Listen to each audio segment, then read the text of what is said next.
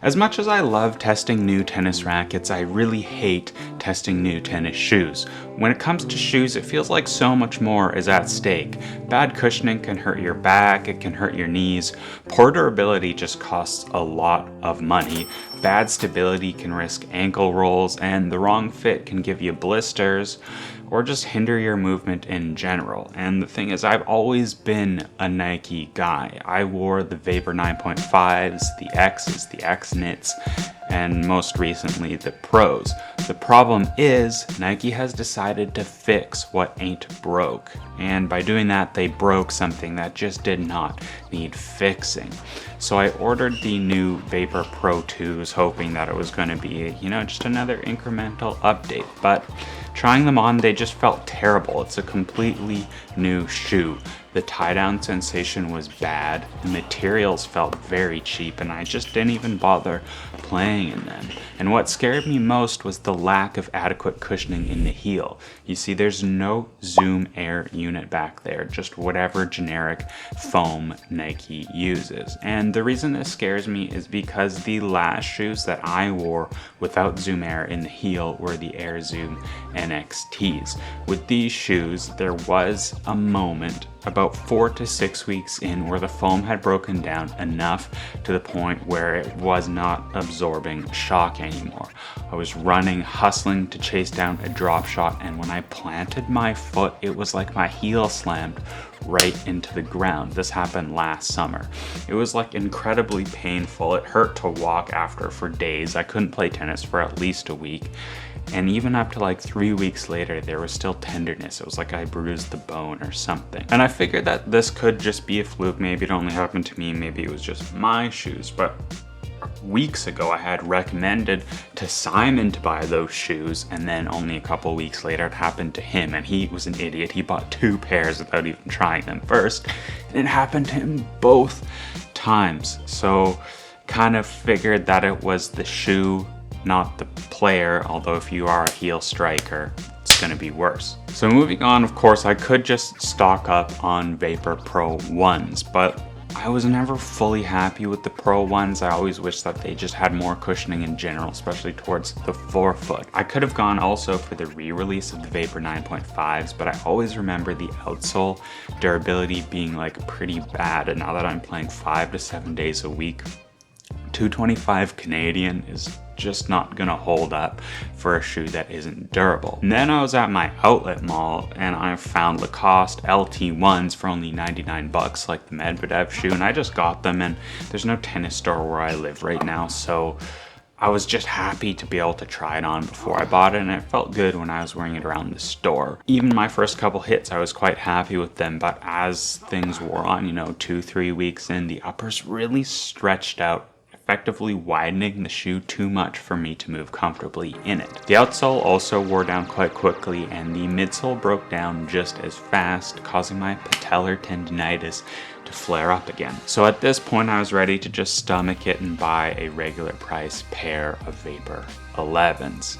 I had tried playing in them once before, but I ultimately ended up taking advantage of Nike's no questions asked return policy, since the tie-down lockdown just didn't feel secure as the old Pros or the X's before them. Then randomly, the new Barricades were also at the outlet mall, so I tried them on, but there's like the thing that the heel tab, I guess, is so high and rigid, and it kind of points inwards, and it was just rubbing my Achilles and pressuring it the wrong way that it was quite uncomfortable even just walking around the store. But anyway, it was at this point that KSWISS was like, yo, what do you want from our website? We just want you to review something. I don't care what it is.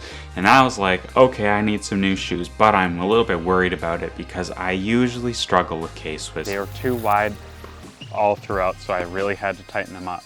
So anyway, I saw there was this new shoe, the Speed Track. I checked out some reviews, and apparently the fit is more narrow, so I said, yo, send me those Speed Tracks, send me a shirt and shorts to wear in the videos too, and I'm pretty happy with the quality and fit of it.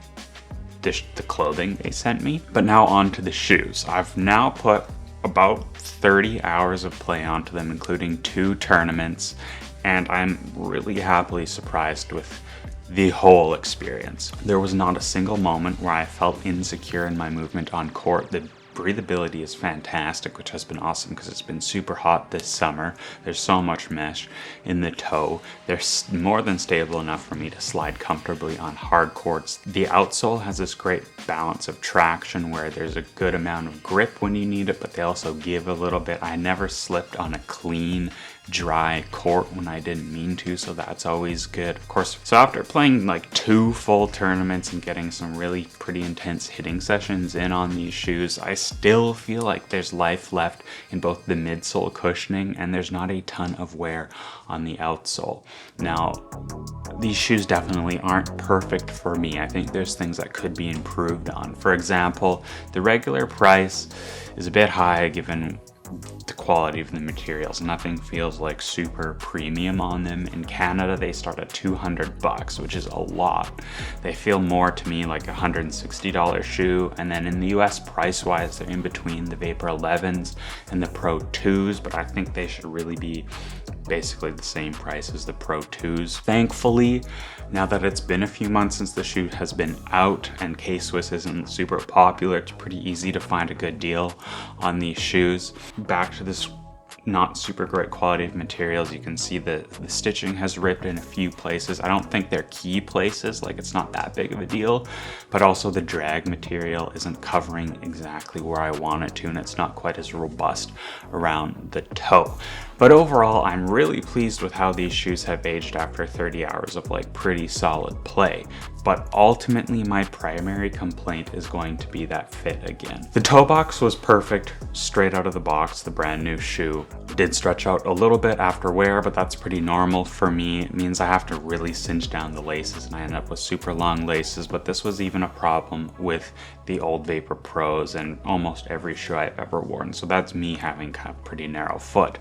Where things are definitely a little bit too wide is back towards the heel. It feels like they really wanted to make sure there's enough room there for an ankle brace, which is not something that I need. So if you have a wider heel area or a thicker ankle than medium, I think this will be a lot better fit for you than it was for me. Overall, I would happily buy these again with my own money, assuming that I could get a good price on them, get them on sale. But that's just me personally. I don't think I've ever bought a shoe at full regular price for tennis. When I just see them on sale, I buy them because I know I'm gonna need them at some point. So I would estimate that I probably have like 20 more hours of decent play left in these shoes, if not a little more.